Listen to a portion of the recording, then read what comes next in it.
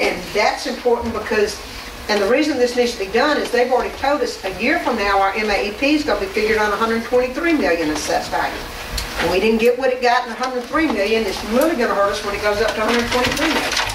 That's when they do the formula. They use the formula for next year where they've allocated money uses 0708 assessment numbers. It uses this year's ADA, but 0708 assessment.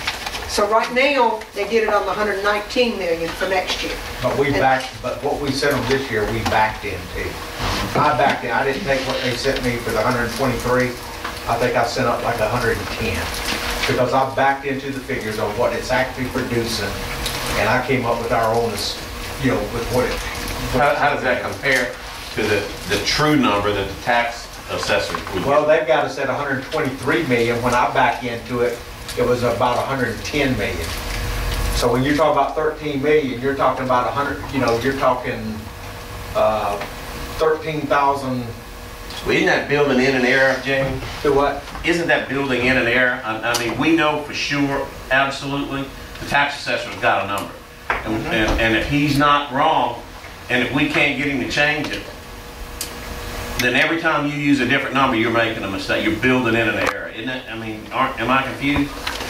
We're building in our actual numbers that we got. Yeah, I'm building where I don't get a double hit.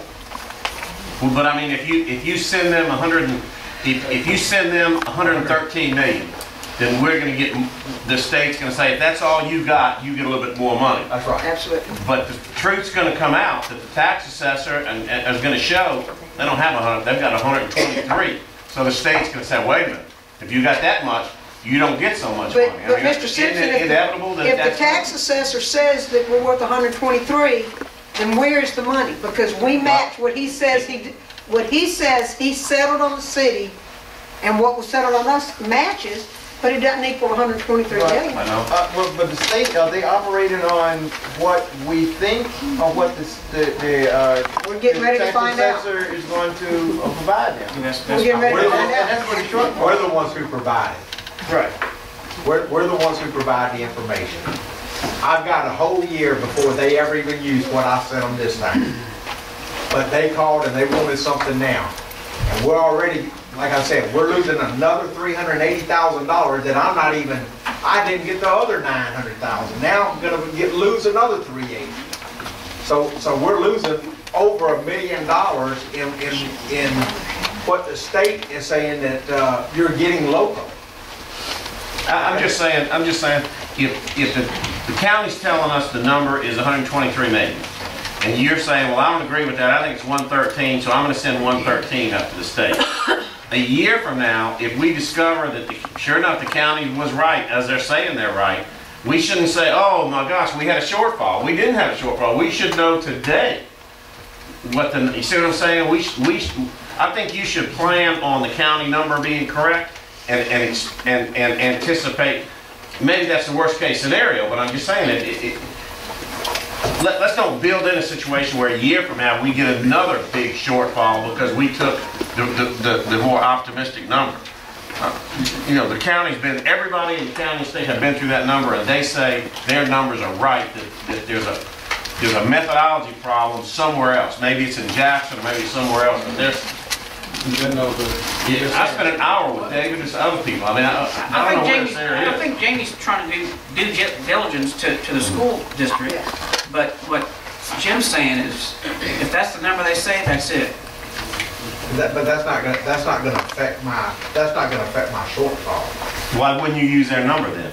If I use their number, it doesn't matter. It doesn't matter what number I use. A shortfall is based on what I requested and what they actually sent me. That's what the shortfall is based on. Yeah, but if you send them a number, if you say, we've only got... You talking about the number I send the state? Yeah. That has nothing... Well, it has nothing to do with it sending the right number.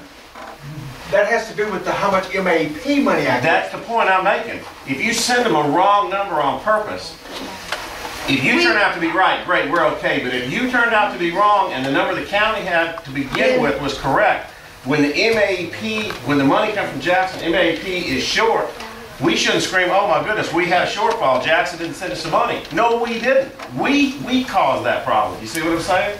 I'm saying we need to be real careful. We don't build in another surprise from Jackson, because that wouldn't be Jackson, that'd be Mr. us. Simpson, if we're wrong, and we'll find out, and if we are, fine, we have a year before the state uses that figure and applies it to the formula.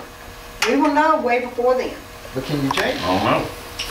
Yeah, One way because you they can don't change- apply it. Just like now, if this 119 million is not right, we're gonna have to write a letter saying that the information that we were furnished at the time is what we sent, is we have now verified that that was wrong. It's got to go through the Department of Education.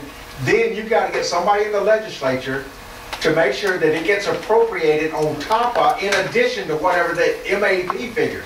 I mean, there'll be a actual allocation that says $380,000 more to Long Beach, Mississippi. There is a precedence for this already. I was talking to Todd Ivey the other day, and it's happened all over the state before. And they've already done this. So it's just a matter of finding out if what the figures are either right or wrong. But until somebody tells me they're right, I mean, just like right now, we're having to cut another $380,000 out of here because the state said you're getting it here. And I'm not getting it here. Well, back to this here on that, on Plan 7, Yes, which keeps all schools open. yes. What is, based on these cuts here, that based on where we are today? Because I know right now, the middle school is underutilized as it is. Yes. This option takes even another grade out of middle school and moves it back down. Yes, it does. So where is that an advantage over what we have today? Yeah. You see what I'm saying? Why go to Right, this route? What is that buying us? What does it give us? To go this way? We're going to even more underutilize a school that we have. Yeah, and I thought that it's probably better to go ahead and just go 7 to 9 in the middle. Well, I mean, if we leave, can't do nine. everything You like gotta do it nine is point today units. versus this option 7 here, what's the difference? If you leave everything the way it is, But I mean, we may be able to incorporate some of these cuts down in here Right. the way it is today right. versus going to this. What is this buying us, taking another grade out of the middle school? This buys you not having 2 schools in program improvement with title money. I'm just honestly, I'm telling you, if you look down the road 4 years, All right, now put that into dollars. Well, if you go into program improvement, 280 $250 million. comes off the top, that we don't have any discretion of how we use. Right now, we use our title to provide interventionists, to provide classroom teachers, to provide assistants and some material. Okay. And so if you lose $250,000 of that, that's 5 teacher units or so, or So can we, okay. can we look at the way it is today and say, okay, now if we stay the way we are today, and we do option 1 and we do some of these other things, we're still going to have increased cost over option 7 because we're going to lose these monies in these areas. okay, if you stay the way you are today, if you stay at 3 elementary schools, you will not probably lose your title money because you won't have a subgroup in These the have 3. 3 elementary schools. So these are going to still But be. they- okay. 2 of them are title. Only 2 of them Right, not 2 of them are titled. You don't have any more than 2. So the That's K because we'll through put 3 are the everybody title. If the K through 3 are the The title schools. schools, but the only one of those grades Your is title, tested. your So with only settlement one grade gets tested. fragmented. So It gets fragmented, and you can't take from over here. You're short 30,000 over here to finish out doing what you're trying to do. You're 30,000 short here, and you're 30,000 short. You can't take from one and give to the other. And that's my point. Because of the way we're districting, if we separate these, if we have first grade here, first grade here, first grade here, we're going to lose money. Where if we put all of first grade together or whatever, we have a better chance. Okay, that's. You have a better chance You have of a better chance equalizing to utilize the federal ratio. dollars. so that's what I asked. Which Title one of dollars these? and those kind of things. Which one of these plans maximizes title dollars? Because when I'm looking at 7, doesn't seem like it does very much to me. It really doesn't. Other than you, well, no, because you're still going to have 2 K through 3 schools, Yeah, so you exactly. still separate. Yeah. The first one does. The problem is it gives you no room anywhere. That's the Doesn't problem. that vary though? The Plan 5 is the best utilization of title money, but you have no room to grow. You're building in a problem within 2 But years. right now, well, this is